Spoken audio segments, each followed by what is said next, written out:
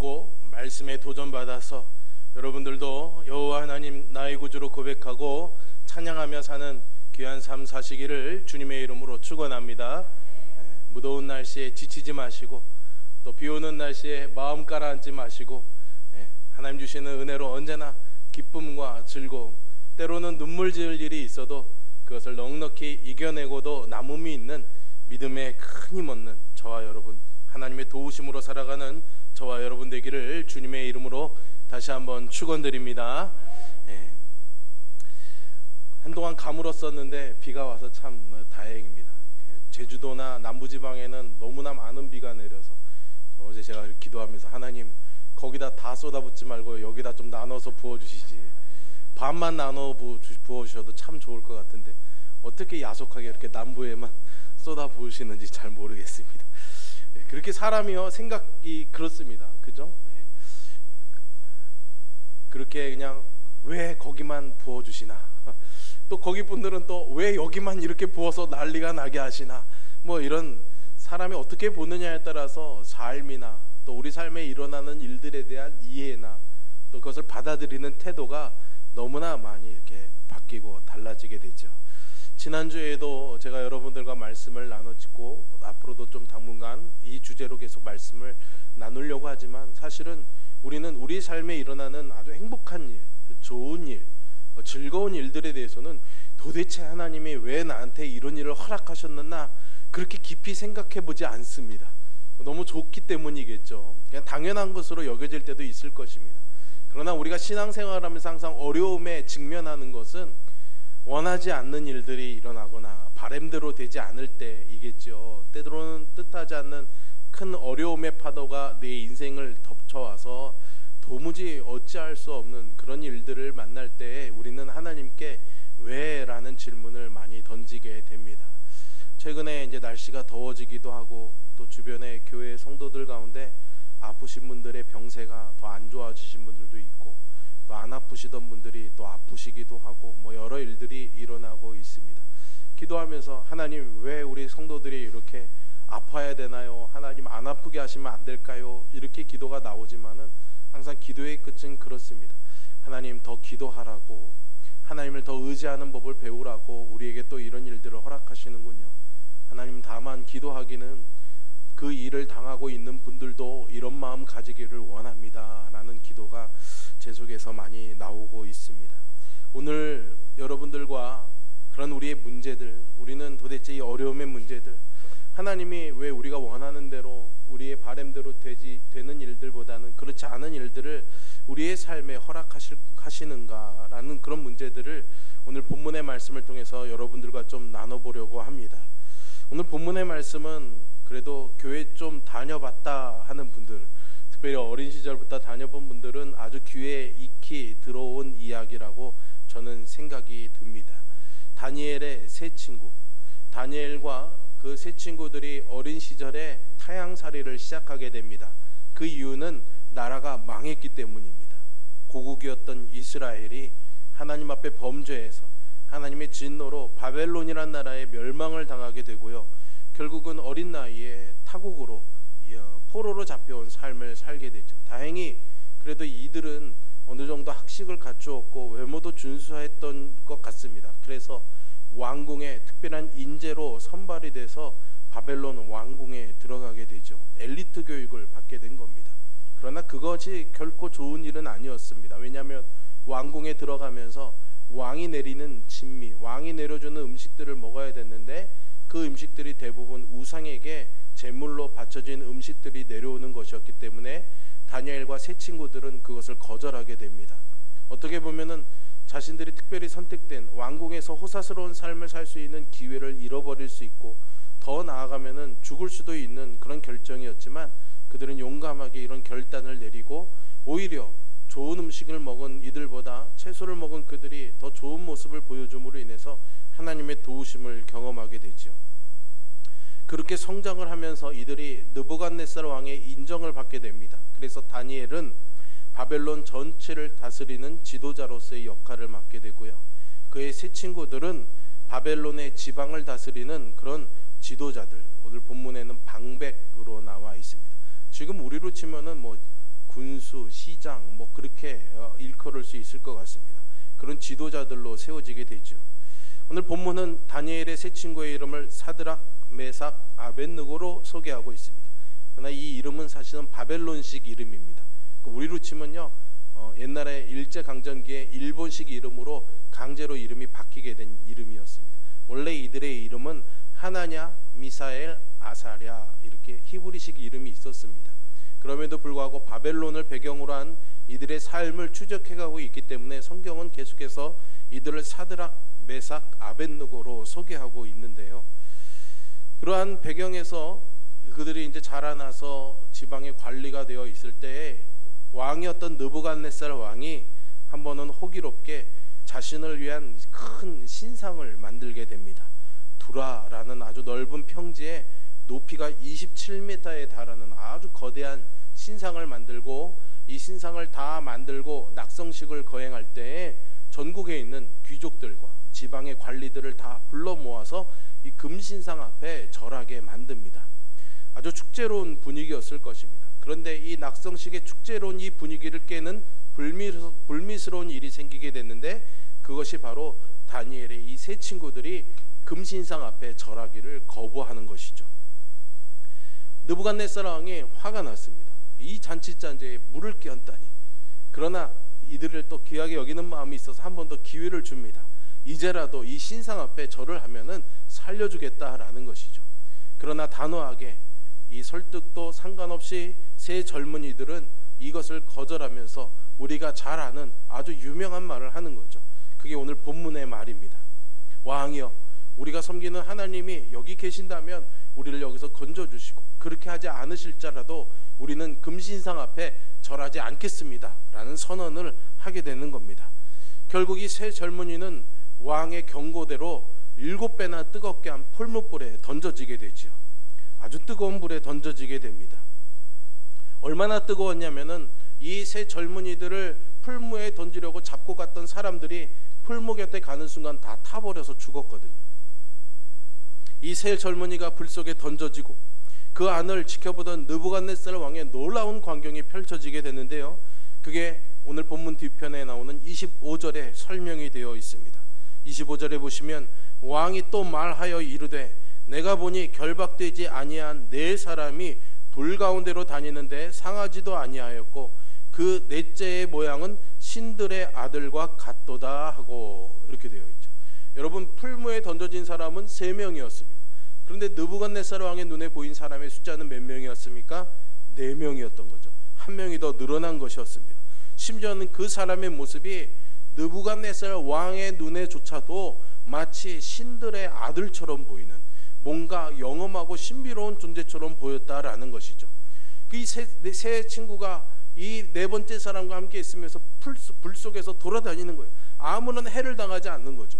이것을 놀랍게 본 느부갓네살 왕이 풀무 입구에 가서 이들을 부르죠. 뭐라고 부릅니까?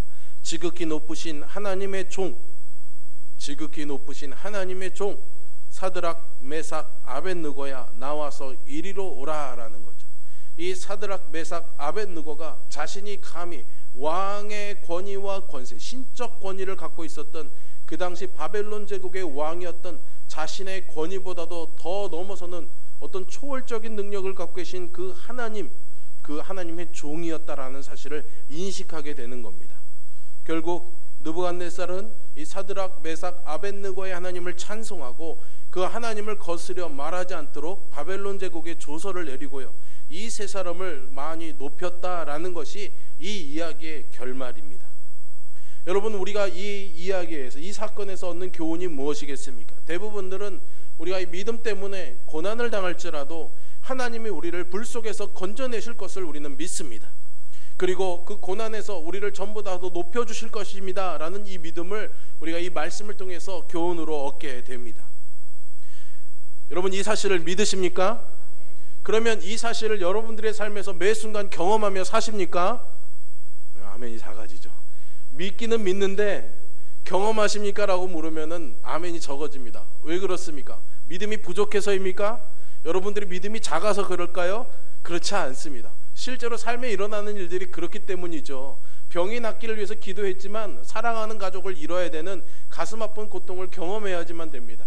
일이 잘 되기를 바랬지만은 그래서 간절히 기도하고 기도 부탁도 했지만 때로는 그 일이 잘 될 경우도 있지만 정말 말도 안 되게 망가지고 엉망이 될 때도 있죠. 사람들에게는 선의로 행했지만은 오히려 그것이 오해가 돼서 내가 사람들에게 오히려 손가락질을 받아야 될 일들도 있습니다. 그래서 우리는 항상 하나님 앞에 왜 그러시냐고 묻습니다. 욥처럼 말이죠. 언제나 우리의 삶에 하나님이 이 풀무에 던져진 새 친구들을 구원해 주시는 것처럼 그런 드라마틱한 하나님의 구원이 항상 우리의 삶에 일어나는 것은 아니잖아요, 여러분. 여러분 그거 인정하시죠?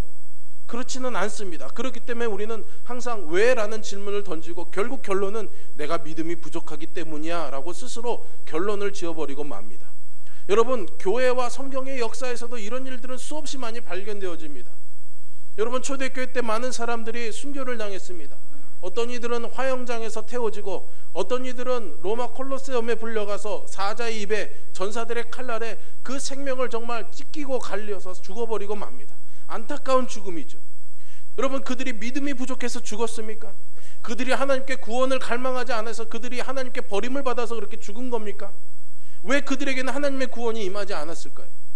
왜 그들에게는 이 풀무에서 이 다니엘의 친구들을 하나님이 구원하신 것처럼 그 화형장의 불 속에서 그들을 구원하지 않으셨고 왜 사자가 입을 벌리고 그들에게 쫓아올 때 사자의 입을 다물도록 하지 않으셨을까요? 왜 그러셨을까요? 하나님이 그들의 믿음 때문이라고 말할 수 없습니다. 아니요, 절대 그럴 수 없습니다. 그렇다면 오늘 본문의 이 말씀은 우리에게 그냥 어려운 일을 당할 때 하나님이 극적으로 우리를 구원해 주실 거야 라는 이 메시지로는 충분하지가 않습니다. 물론 하나님은 그렇게 일하시는 분이신 줄 우리는 믿습니다. 그렇게 수많은 은혜와 역사하심을 우리의 삶에 보여주고 계십니다. 그러나 그 하나만 붙잡고 살기에는 너무나 위태로운 일들이 우리의 삶에 많고 우리의 삶을 어렵게 하고 혼란스럽게 하는 일이 많이 일어나지 않습니까? 결국 우리는 거기에 대한 답을 가지지 못한 채로 그냥 그것을 마음에 묻어둔 채로 그냥 외면한 채로 그냥 하나님 잘 믿는다고 나 스스로를 안위하면서 어떻게든 버티면서 신앙생활하고 있는 것 아닐까요, 여러분? 오늘은 조금 더 한 걸음 더 이 말씀이 정말로 우리에게 주는 메시지가 무엇인지를 다가가 봤으면 좋겠습니다. 그 단초는 오늘 본문 세 친구가 느부갓네살 왕에게 한 말에서 찾아갈 수가 있습니다. 우리는 이 본문에서 최소한 두 가지 사실을 발견할 수가 있는데요. 첫 번째는 이 세 친구들이 하나님의 능력을 확신했다라는 겁니다. 하나님의 능력을 확신했습니다. 뭐라고 말합니까? 17절에 보십시오. 왕이여, 우리가 섬기는 하나님이 계시다면 우리를 맹렬히 타는 이 풀무 가운데에서 능히 건져내시겠고 왕의 손에서도 건져내시리이다. 아멘. 이 세 친구들은 분명히 확신했습니다. 하나님은 풀무 가운데서도 우리를 건져내실 수 있는 하나님이시다.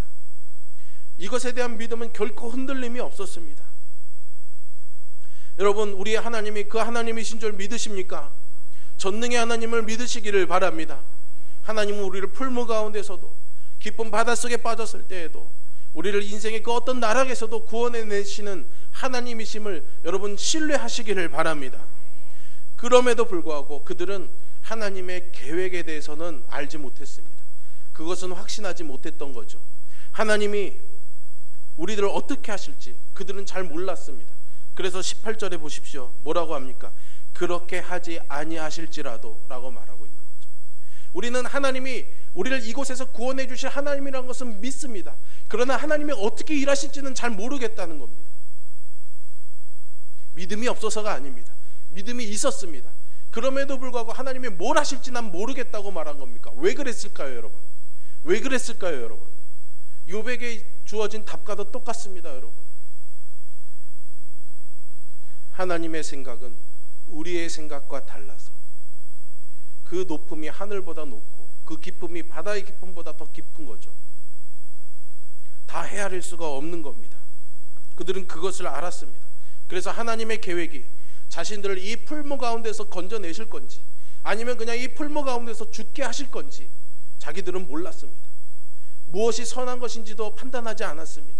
어떻게 하는 것이 옳은지도 판단하지 않았습니다. 하나님이라면 이렇게 해야 된다는 생각이 없었습니다. 어떻게 하시든지 그것은 하나님이 하실 일이라고 생각했던 겁니다. 그게 무슨 말입니까? 하나님의 주권과 하나님의 자유를 인정한 겁니다. 하나님의 능력은 신뢰하지만 하나님이 일하시는 방법에 있어서 자기는 한 걸음 뒤로 물러난 겁니다. 자기의 생각을 요구하지 않았던 겁니다. 하나님은 그러신 분이시니까요. 그러셔야 될 분이기 때문이죠. 지난주에도 말씀드렸지만 하나님이 우리의 바램과 우리의 생각과 우리의 경험 안에 머무실 분이 아니기 때문이죠. 여기에 우리는 믿음에 대한 중요한 교훈을 얻을 수 있습니다. 첫째로 믿음은 하나님의 능력을 인정하는 것입니다. 이 세 친구들처럼 말이죠. 하나님이 우리를 이 풀무에서 건져내실 능력이 있으신 분이시다. 이 신뢰가 흔들려서는 안 될 것입니다. 하지만 그렇다고 해서 믿음이 느부갓네살 왕이요, 하나님이 우리를 이 풀무 가운데서 건져내실 것이냐 한번 지켜보십시오. 그래서 우리가 신상에 절하지 않는 겁니다. 하나님이 이 풀무를 다 소멸시켜버릴 겁니다, 이렇게 요구할 수는 없다라는 것입니다. 왜냐하면 믿음은 하나님의 주권적 자유를 인정하는 것이기 때문이죠. 하나님이 어떻게 하시든 하나님이 자유와 주권을 가지고 행하시는 그 행하시는 모든 것들이 선하다는 믿음과 고백을 우리가 해야 하는 것입니다. 그러나 그런 가운데 우리가 흔들리지 않아야 될 분명한 사실은 믿음이 하나님의 진리 위에 순종하는 것이라는 사실입니다. 하나님이 어떻게 하실지는 모르지만 우리가 하나님을 신뢰하는 이유는 말씀에 있는 거죠. 말씀에. 18절 후반절에 보시면 그렇게 하지 아니하실지라도 우리가 왕의 신들을 섬기지도 아니하고 왕이 세우신 금신상에게 절하지도 않겠다라는 겁니다. 하나님이 어떻게 하실지는 모르겠지만 우리가 최소한 이 우상에게 절하는 것은 하지 않겠다라는 겁니다. 왜 그렇습니까? 말씀에 나 외에 다른 신들을 너에게 두지 말지니라 하나님이 말씀하셨기 때문이죠. 하나님이 이 일을 통해서 나에게 고통을 주실지, 하나님이 이 일을 통해서 세상 사람들이 말하는 소위 성공과 복을 줄 건지 나는 알지는 못하지만, 그 어떤 것을 기대할 수도 없지만은, 설령 내가 원하는 대로 일이 이루어지지는 않을 수도 있겠지만 하나님이 그렇게 말씀하셨기 때문에 그 말씀에서 나는 벗어나지 않겠습니다. 이게 믿음이라는 거예요.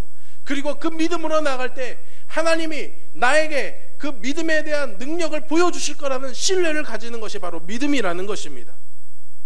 여러분, 하나님께서 언제나 우리의 이런 믿음에, 우리의 그런 이 믿음의 간구에 응답해 주시고 은혜를 베푸시는 하나님이심을 믿으시기를 바랍니다.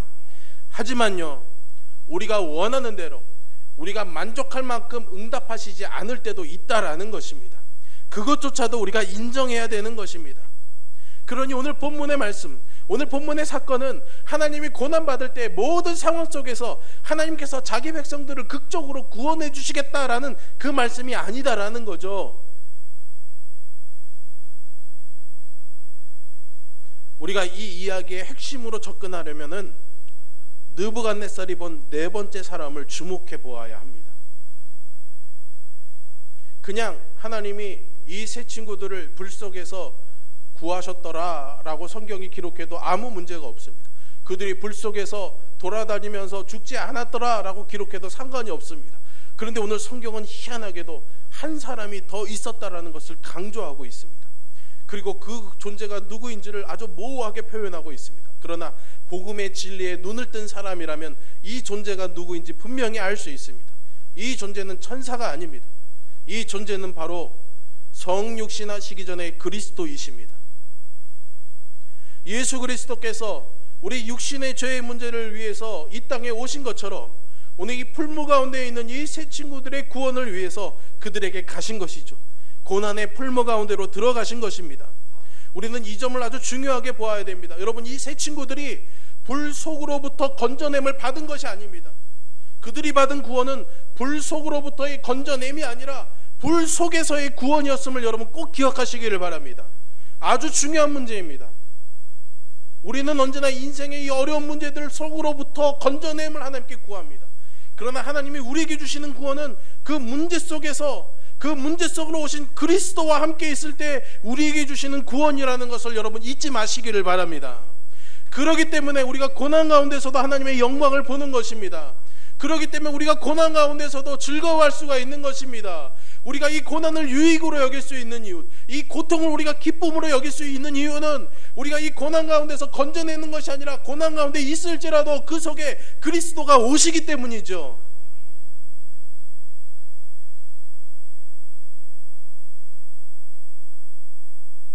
너는 나 외에 다른 신을 내게 두지 말지니라. 그들은 이 진리를 붙잡았습니다. 이 하나님의 말씀을 붙잡기 위해서 고난 가운데로 스스로 풀무 가운데 들어가는 것을 선택했습니다. 하나님께서 그들을 구원하실지 구원 안 하실지 그들은 알지 못했지만 그들은 그것을 선택했고 그들 가운데로 그리스도께서 오셨습니다. 우리는 여기서 그리스도께서 고난 가운데서 자기 백성들에게 오신다는 사실을, 그리고 믿는 자들은 진리에 순종하는 것이 목숨보다 귀하다는 것을 마음에 잘 다짐하고 생각해야 할 것입니다. 근데 여러분, 우리가 이것을 받아들인다는 것이 쉽지 않습니다. 왜냐고요? 그러면 고통 가운데 기꺼이 들어가야 되잖아요. 제가 여러분들에게 여기서 하나님의 은혜와 복의 풍성함, 삶의 풍요로운 복을 받기를 주님의 이름으로 축원합니다. 그러면 아멘 그게 하십니다. 여러분들이 고난으로 연단받고 성숙한 신앙이 되시기를 주님의 이름으로 축원합니다. 아멘 그러시겠죠. 누구나 다 이 고난의 문제를 달가워하지 않습니다. 살다 보면, 신앙의 삶을 살다 보면 있을 것이라는 것은 알지만은 다 이왕이면은 피해갔으면, 내게는 오지 않았으면, 나는 그냥 무난하게 얇고 길게 오래 은혜 누리면서 살기를 바라는 것이 우리의 마음이죠.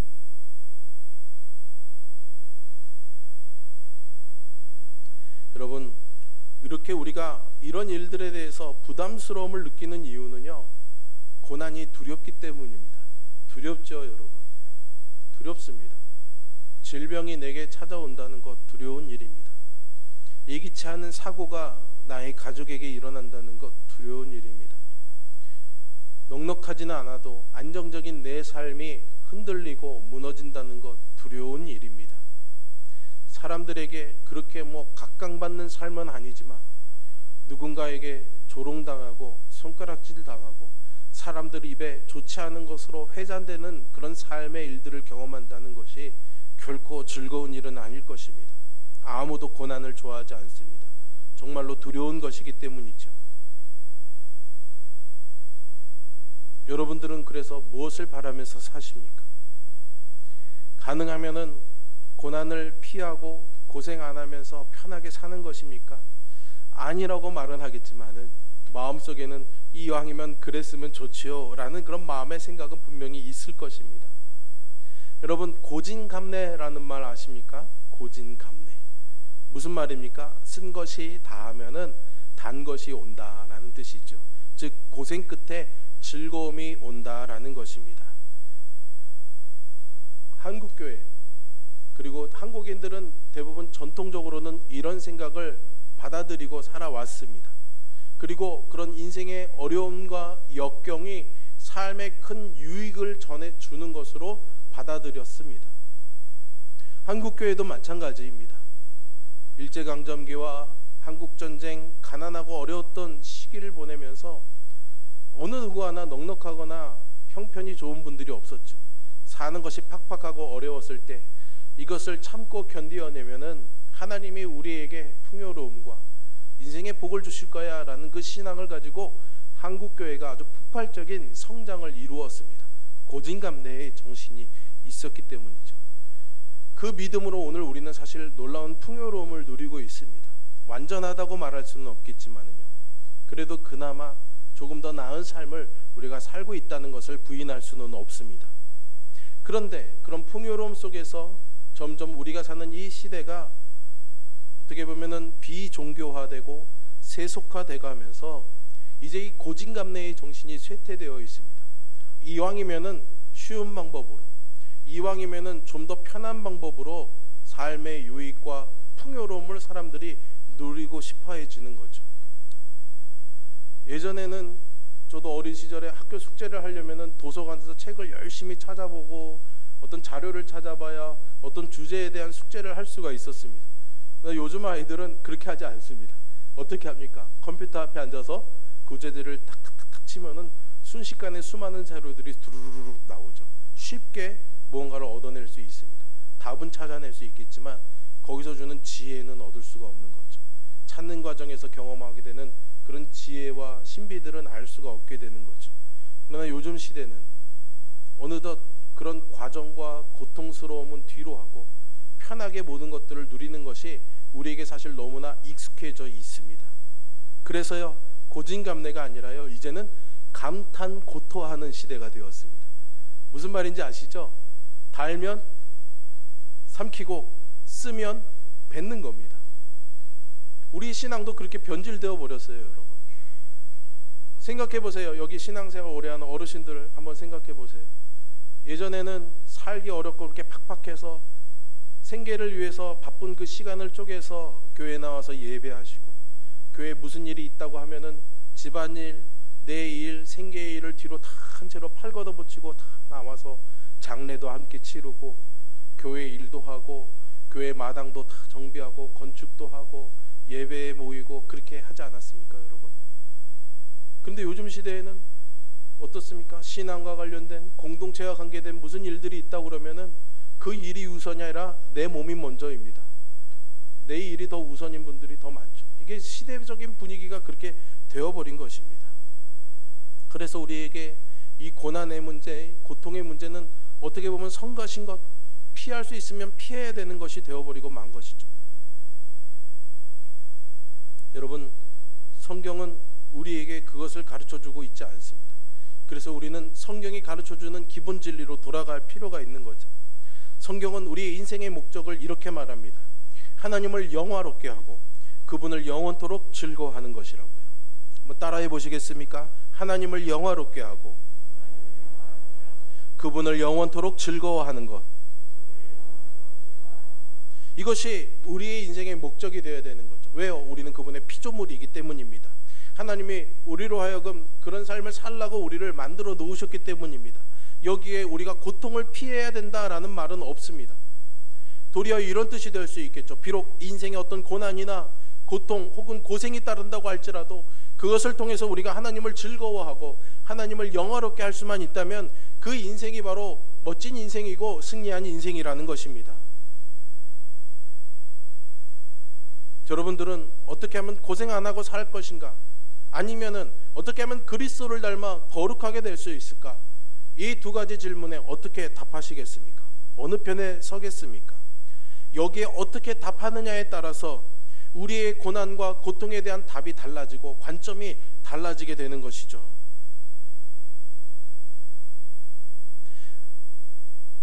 여러분들의 인생의 목적이 하나님을 즐거워하고 영화롭게 하는 것이라면 오늘 본문의 말씀은 여러분들에게 부담스러운 말씀이 아니라 어떻게 보면 가슴 떨리는 각오와 기대감으로 다가오게 될 것입니다. 그리고 주님 앞에 이렇게 고백하게 되는 거죠. 주님, 저도 이런 삶을 살기를 원합니다. 도와주세요.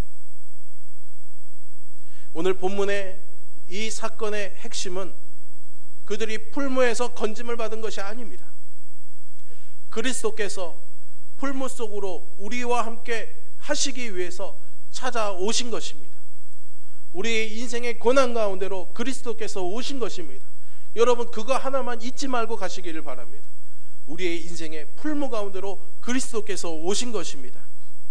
천국에 우리 고난의 풀무 가운데 오게 된 것이죠. 그래서 성도들이 고난 가운데 있을지라도, 뜻하지 않는 어려운 일을 만나게 될지라도 그 일로 인해서 흔들리는 것이 아니라 그 속에 찾아오신 그리스도와 함께하기 때문에 이렇게 고백할 수가 있는 것입니다. 높은 산이 거친 들이 초막이나 궁궐이나 내 주 예수 모신 곳이 그 어디나 하늘나라. 내 주 예수 모신 곳이 그 어디나 하늘나라. 여러분, 놀라운 은혜는요, 우리가 와달라고 요청할 수 없을 때에도 주님이 오셨다라는 것입니다. 세 친구들은 풀무 가운데 던져 죽을 거라고 생각했습니다. 그들은 거기서 하나님을 부를 용기조차도 없었습니다. 그러나 그 가운데로 주님이 오신 겁니다. 여러분, 때로는 너무 힘들어서 하나님을 부를 힘조차 없을 때가 있죠. 하나님이 나를 외면하고 버리신 것처럼 마음이 무너지고 슬플 때가 있죠. 만사가 귀찮아지고 예배에 나오는 것이 고통스럽고 믿는 자들을 만나는 것이 정말 너무나 괴롭고 힘들 때가 있을 것입니다. 그런 고통 가운데 있을 때 주께서 여러분들과 함께 하십니다. 주님이 그 가운데로 여러분들을 찾아가십니다. 예수님께서는 이것을 위해서 이 땅에 오셨습니다. 절대로 우리의 욕구나 우리의 만족을 채우시기 위해서 십자가에 죽으신 것이 아니라고요. 여러분, 우리의 고통을 위해서 그분이 죽으신 겁니다. 우리의 아픔을 위해서 그분이 아파하신 겁니다. 이사야 선지자를 통해서 주께서 이렇게 말씀하셨습니다. 내가 물 가운데로 지날 때 내가 너와 함께 할 것이라.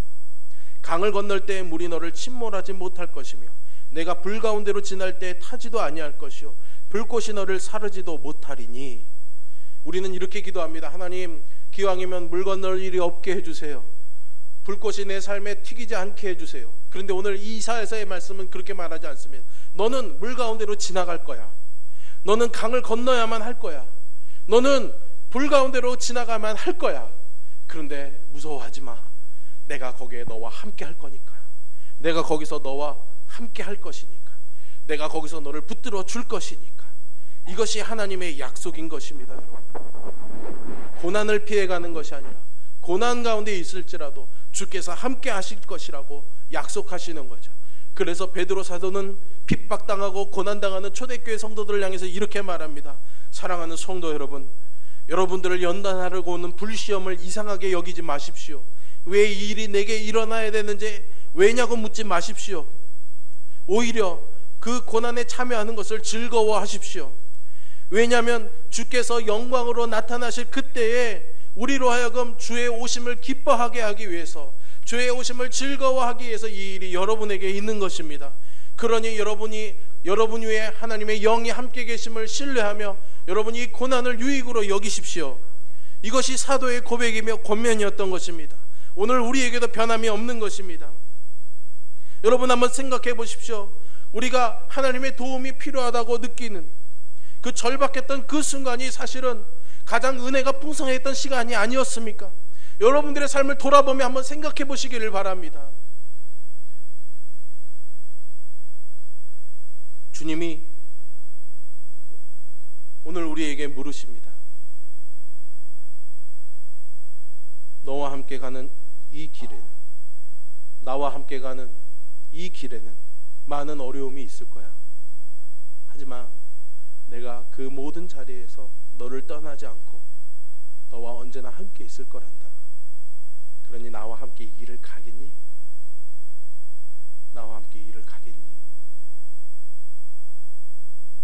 여러분, 어떻게 대답하시겠습니까? 주님, 제가 주님과 함께 갈 수 있고 주님께서 저를 떠나지 않으시고 언제나 함께 하신다면 저에게는 그것이 큰 영광입니다. 어느 곳에 가든지 저는 주님을 따르기를 원합니다. 이런 답이 되기를 바랍니다. 혹시 이 가운데 건강이라는 풀무 가운데 있으십니다. 경제적인 문제로 풀무 가운데 계신 분들, 사람들과의 관계 속에서 가정의 문제로, 자녀의 문제로 가슴 아픈 풀무에 들어가 계신 분이 있다면 오늘 이 말씀이 위로가 되기를 바랍니다. 그러나 위로에 그치지 않고 힘이 되기를 바랍니다. 풀무 가운데로 오시는 주께서 여러분과 함께 하실 것입니다. 기도하겠습니다.